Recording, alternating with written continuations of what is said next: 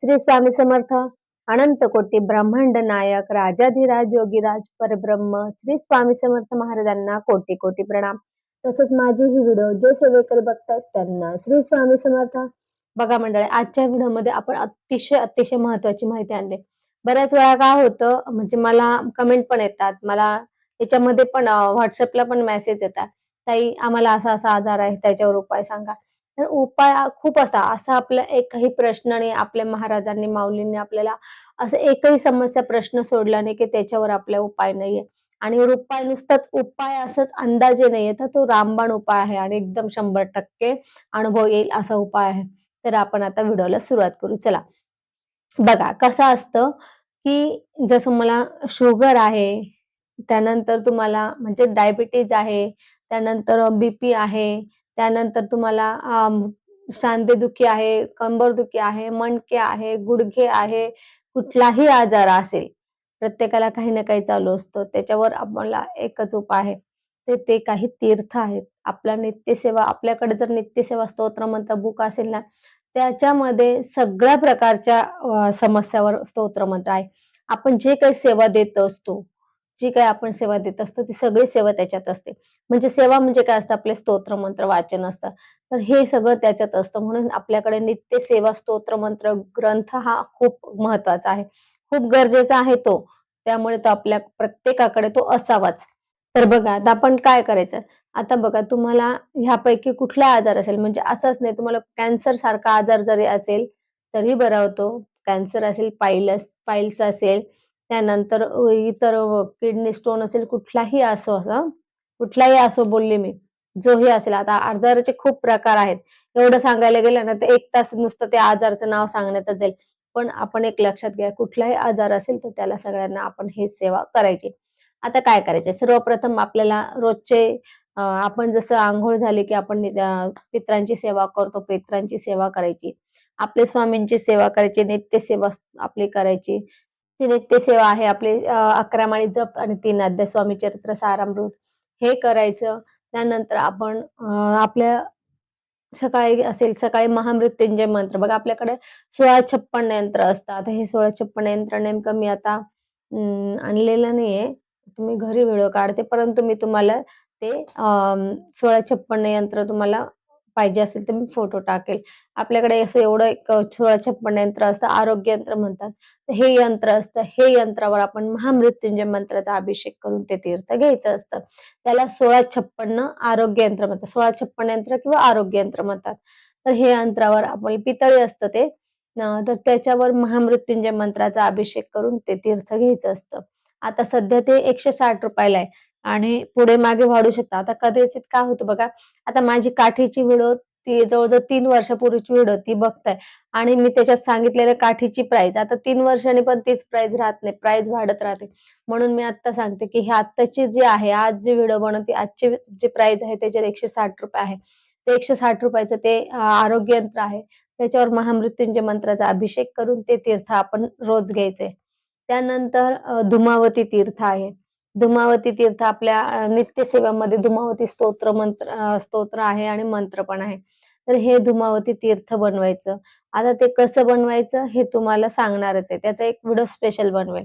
धुमावती तीर्थ बनवायचं. त्यानंतर वल्गा सुक्त आहे बघा, आपलं वल्गा सुक्त सुद्धा आपल्या नित्यसेवेमध्ये वल्गा सुक्त सुद्धा आहे. तर नित्य वल्गा सुक्त आहे, त्याचं सुद्धा आपण तीर्थ बनवून घ्यायचं. आता हे वल्गा सुक्त जे वल्गा सुक्त जे स्तोत्र आहे ना, तर ते हाडांसाठी, आतड्यांसाठी खूप पॉवरफुल आहे. त्यानंतर आणखी त्याचा एक उपाय आहे, म्हणजे की ते आपले कुठल्या पण कर्णिबाधेसाठी खूप प्रभावी आहे. जर कर्णिबाधा असेल, कुठल्याही प्रकारची समस्या ह्या असेल ना, बाधा असेल, तर त्याच्यावर ते खूप प्रभावी आहे. आता हे सगळ्यात महत्त्वाचं आरोग्यासाठी, हाडांसाठी काय, तर हे जे आहे ना, हे पूर्वी वल्गा सूक्त हे ऋषीमुनींनी बनवलेलं आहे. आणि हे कसं बनवले, हे त्यांच्याच ऋषीमुनींच्याच हाडांपासून बनवले जे आहे आणि त्याच्यामुळे तो जे स्तोत्र आहे हे हाडांसाठी खूप प्रभावी आहे. आपले कुठले हाड दुखत असेल, सांधेदुखी असेल, मणकादुखी असेल, पाठदुखी असेल, कंबरदुखी असेल, गुडघे असेल, त्यानंतर तुम्हाला सांगते मानेचा मणका असेल, नाक, कान, डोळे, कुठलाही अवयव असेल आपला, तर त्याला आपण चक्कर येणं असेल बघा, आता बरेच जण म्हणतात चक्कर येणं, फिट येणं, तर ह्याच्यासाठी हे वल्गा सूक्त स्तोत्र आहे ना, हे खूप प्रभावी आहे. हे स्तोत्र वाचायचे, याचं तीर्थ बनवून घ्या. आता हे तीर्थ कसं बनवायचं हे पण मी सांगणारच आहे. पण याचं तीर्थ बनवून घ्या, अतिशय प्रभावी. आणि तुम्ही बऱ्याच जणांनी काही सेवा प्रश्नासाठी ही सेवा पण घेतलेली असेल माझ्याकडनं, म्हणजे वल्गा सूक्ताची, किंवा मी बरेच व्हिडिओज पण सांगितलेले आहे आणि ज्यांनी केलेले असेल त्यांना हा अनुभव आलेलाच असणार आहे. वल्गा सूक्त अतिशय प्रभावी आहे. असं आहे की ते त्याची सेवा वायाच जात नाही. म्हणजे त्याची सेवा खोटीच ठरत नाही, की तुम्ही जर ती सेवा केली तर खोटीच ठरत नाही. तर सॉरी, इतकं प्रभावी ते स्तोत्र आहे. म्हणून वल्गा सूक्त स्तोत्र हे हाडांच्या प्रत्येक समस्यासाठी, अवयवाच्या प्रत्येक समस्यासाठी ते वाचायचं असतं. त्यानंतर धूमावती बघा. धूमावती स्तोत्र आहे, त्याचं तीर्थच बनवायचंय. आपल्याला ह्याचं पण तीर्थ बनवायचं आहे, वल्गा सूक्तचं, किंवा रक्षा पण घेऊ शकतो आपण. पण धूमावतीचं तीर्थच बनवायचंय. आता हे धूमावती बघा, हे धूमावती जे आहे ना, शरीरातल्या सगळ्या प्रकारच्या ज्वरसाठी, उष्णते म्हणजे शरीरातल्या प्रत्येक कुठला पण ताप असतो, हाडी ताप असतो, विषम ज्वर असतं, शीतल म्हणजे खूप ज्वर असतात. त्याच्यामध्ये सगळ्या प्रकारचे ज्वरचे दिलेले जवळ-जवळ मला असं वाटतं ते 20 एक प्रकारचे तापाचे प्रकार आहेत बरं का. तापाचे प्रकार 20 एक प्रकारचे आहेत. तर त्या स्तोत्रात दिलेले आहे सगळे स्तोत्र, त्या तापाचे प्रकार दिलेले आहे. तर कुठलाही ताप असेल, तुम्हाला कितीही डेंजर ताप असेल, कुठलाही ताप असेल किंवा कुठली उष्णता असेल, काही असेल, उष्णता जरी झाली असेल, तरी तुम्ही ते स्तोत्र, धूमावती स्तोत्राचं जर तीर्थ घेतलं, तर तुम्हाला लगेच आराम पडत असतो.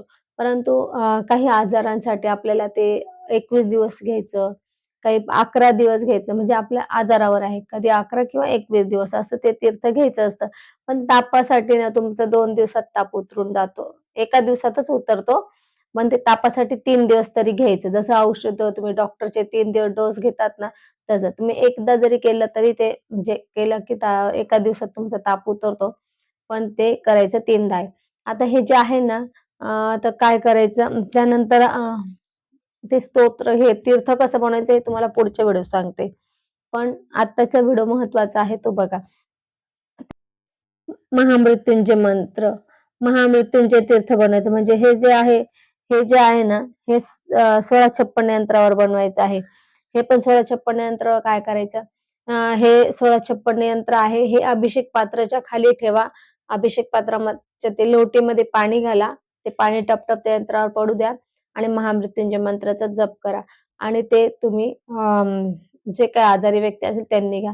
आता हे महामृत्युंजय मंत्र म्हणजे माहितीये तुम्हाला, हे यमाच्या दाढेतून आपल्याला ओढून काढता. म्हणजे कितीही प्रखर तुम्हाला आजार असेल, कितीही मोठा आजार, कॅन्सर सारखा आजार सुद्धा, कॅन्सर, पाईल्स, त्यानंतर किडनी स्टोन, कोणतं, याच्यानंतर आणखी याच्या पलीकडे जे काही आजार असेल, तुमचे सगळे आजार या 1656 यंत्रावर अ, अभिषेक करून ते तीर्थ घेतल्यानं होतं. कारण की ते महामृत्युंजय यंत्र आहे. महामृत्युंजय मंत्राचा आपण तीर्थ घेत असतो, अभिषेक करत असतो. आणि महामृत्युंजय मंत्र म्हणजे आपले शंकर भगवान, स्पेशल महादेवांचा तो मंत्र आहे. प्रखरातला प्रखर आजार असेल, जो आजार असा बरा होणारा नसेल, किंवा किती पण तुम्हाला त्रास होत असेल, तर तुम्ही जर 1656 यंत्रावर महामृत्युंजय मंत्राचा अभिषेक करून ते तीर्थ घेतलं ना, तर तो आजार तुमचा पूर्णपणे जाईल. फक्त तुम्हाला श्रद्धा आणि विश्वास ठेवावा लागतो. तर हे जे तीर्थ आपण जर घेतलं, कुठला आजार असेल किंवा काही असेल, आपण जर हे तीर्थ रोज घेतले, तर आपल्या सगळ्या प्रकारच्या आजारातून आपण मुक्त होऊ. फक्त आपल्याला थोडासा वेळ द्यावा लागतो आणि विश्वास ठेवावा लागतो, श्रद्धा ठेवावी लागते. कारण की श्रद्धा आणि विश्वासावरच आपल्याला जे काही अनुभव येत असतात ते येतात. परंतु तुमची जर श्रद्धा नसेल, विश्वास नसेल आणि नुसतं ताईंनी सांगितलं म्हणून केलं, तर तुम्हाला अनुभव आला तरी कळणार नाही. म्हणून आपली श्रद्धा आणि विश्वास असायला हवा. मग तेव्हा आपला अनुभव लवकर येत असतो. तर आजच्या व्हिडिओमध्ये आपल्याला कळालं असेल, की असाध्य आजार असेल, मोठ्यातला मोठा आजार असेल, जसं काही कॅन्सर जरी असला, किडनी स्टोन असेल, सांधेवात असेल, किंवा तुम्हाला कुठल्या प्रकारचा वात असेल, मणक्याचे कुठले आजार असेल, हाडांचा आजार असेल, गुडघेदुखी असेल, कुठलाही आजार असेल, तर त्याच्यासाठी हे तीर्थ जर घेतले आपण, हे 3 प्रकारचे तीर्थ आणि नित्यसेवा, तर हे आपले आजार हळू बरे होतात, पूर्णपणे बरे होतात. ते डॉक्टरचे तुम्ही औषधं घेऊन, ट्रीटमेंट घेऊन, वर्षानुवर्ष ट्रीटमेंट घेऊन सुद्धा तुमचे जे आजार बरे झालेले नसतात, हे आजार 108 दिवसाच्या ह्या सेवेने बरे होत असतात. म्हणून आपण जर अशा आपल्याला काही असेल, तर आपण हे डॉक्टरांची औषधं घेऊ नका असं म्हणणं नाही माझं. डॉक्टरांची औषधं तुमची जे काही ट्रीटमेंट असेल ती घ्या, पण त्याच्याबरोबर हे सुद्धा तीर्थ घ्या. हे तीर्थ घेतल्याने तुम्हाला त्या औषधांचा पण लवकर असर होईल आणि तुमची स्वतःची बॉडी पण लवकर कव्हर होईल आणि सगळे हाडं मजबूत होतील आणि तुमच्या शरीरात जी काही घटक कमी असेल, आता आपण आजारी असंच पडत नाही. आपल्या शरीरामध्ये काहीतरी कमतरता होती तेव्हा आपण आजारी पडतो. तर जे कमी आहे ते भरून काढेल हे आणि तुम्हाला एकदम ठणठणीत करेल. तर असो आजच्या व्हिडिओमध्ये आपल्याला ह्या गोष्टी कळाल्या असेल तर मी पुढे पुन्हा सांगत नाही. तर असो आज आपण इथेच थांबू. झालेली सेवा स्वामींच्या चरणी अर्पण करू. श्री स्वामी समर्थ. आपल्याला जर माझा हा व्हिडिओ आवडला असेल तर लाईक, शेअर, कमेंट करा आणि माझ्या चॅनलला सबस्क्राईब करा. पुढचा भाग 2 आपण तीर्थ कसे बनवायचे हे बनवणार आहे. म्हणून पुढचा भाग 2 पण बघा. श्री स्वामी समर्थ.